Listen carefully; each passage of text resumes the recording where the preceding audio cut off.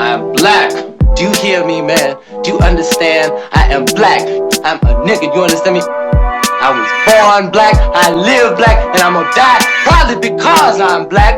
Because some cracker that knows I'm black better than you, nigga, is probably gonna put a bullet in the back of my head. Put you on camera now. I was on camera. Wow. Yeah. So tell us now, how many good white folks have you met in your life? Good white folk. Oh, yeah? Let's pause for a second. So here's officially on record one Caucasian that led a daring raid from Kansas across the border into Missouri, where he killed one enslaver and freed 11 enslaved Africans. His name is John Brown. Officially on record, there's one Caucasian that we could maybe classify as good. What Malcolm X said? Malcolm X said, if you find a white person that's good, kill them before they turn bad. No, I disagree with Malcolm.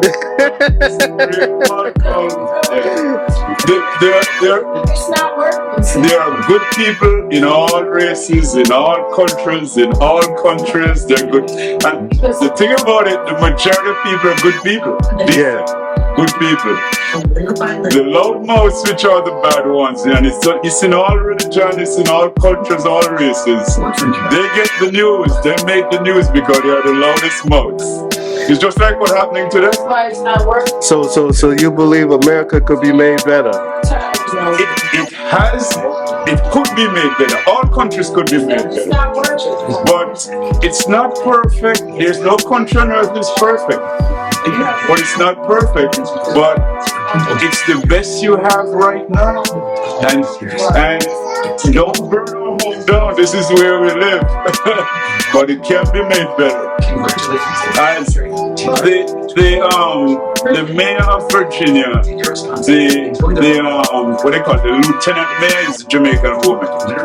She came here with her parents in 1963, and they're Marines. Yeah. And her husband, 2 daughters. And she said, America is not perfect, but it's a whole lot better than from 1963 when she came here. Okay. 22 is a whole lot better. Okay. Well, people will argue that people like the Republican Party is the reason why they're trying to go back to 1963 instead of go forward. That's not true. That's not true. That's the politics. That's identity politics. That's division. That's how they divide us. Divide and conquer. Yeah. They want you to hate white people. They want black people to hate white people. They want white. It's not true. It's not true. It's not true at all. Okay. The whole question of slavery, we'll watch every slave movie, we'll watch everything, and we keep retrunk. So it's not important to know our history? No, it's important to know the history. But you don't want to stop there and live there. People never love because let's speak of America. America is not a perfect country. We know that. Racism exists. All these things exist. It's everywhere you go. That's right. You gotta read my. But it's a whole lot better than when our parents' days. How is it a lot more better when last year we saw the execution on TV of a black man like George Floyd, but we see the continued executions like a couple weeks ago we just saw a black man shot in the back of his head by a police officer point blank. So African people here in the United States are being brutalized and killed by the police force that we know as our ancestors has taught us from Huey P. So all the Black Panthers, Black Liberation Army have taught us that they're nothing but an occupying force. We got black males being shot 60 times, shot at 90 times, 90 bullet casings, from Breonna Taylor's to the endless people, the Illinois bumpers. Like, we can name African people for every day of the year, brutalized by police pigs that come into our communities. They don't see us as humans. They see us as how they was originated. The slave catchers see us as slaves, property as a state that could be used and treated any way they choose. Officer, point blank. So, hold on. what's it, Milwaukee or somewhere? You know what? Minnesota. How much black men killed? But they killed their other black men because they're victims of white supremacy. Yes. So No, that's brainwashing. That's a brainwashing. Exactly. That's a brainwashing. So you're gonna say the brainwashing? Now think about this. Who are we? We were stripped of our language, stripped of our culture, stripped of our spirituality.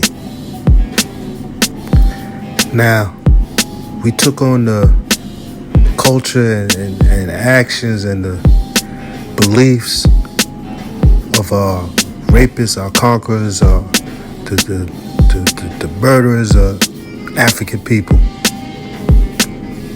Wouldn't you be insane if you take on the culture of the people that are trying to destroy you? Wouldn't you react the way that we react? And white men do kill white men. It's whoever you next to is who you're gonna murder. Because they do have so-called white-on-white violence too. I disagree with that. Even I know why the narrative being pushed is to divide us up into groups, into identity groups. So we hate each other. When we hate each other, the politicians win, the elites win. Both black and white.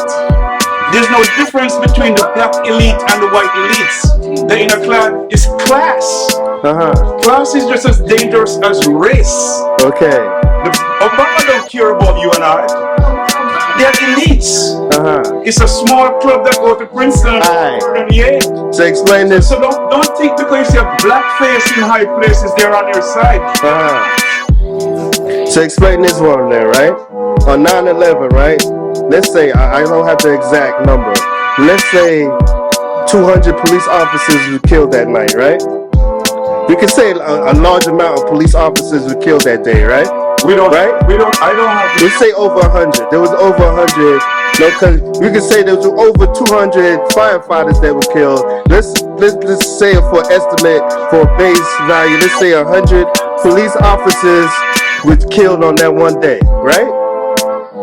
Name one Arab person on 9/12 or when 12:01 a.m. came in that a plunger was stuck up their ass, that they was shot 41 times, that they was beaten in the street by police. So it must be something more than class. It must be something personal between black and white that can cause a police officer such as say to stick a plunger up a black man, to shoot a black man 41 times. So how come if it's just emotion, how come on that night police officers didn't go out and find them an Arab man, find him and rape him with a plunger?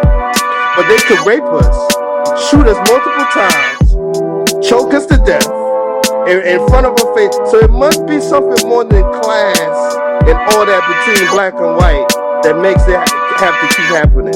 Because it's not anger, because they was angry that day that all their fellow police officers died. And no Arab people to this day have had a plunger inserted into them and raped in the bottom of a precinct. Why is that? I am black.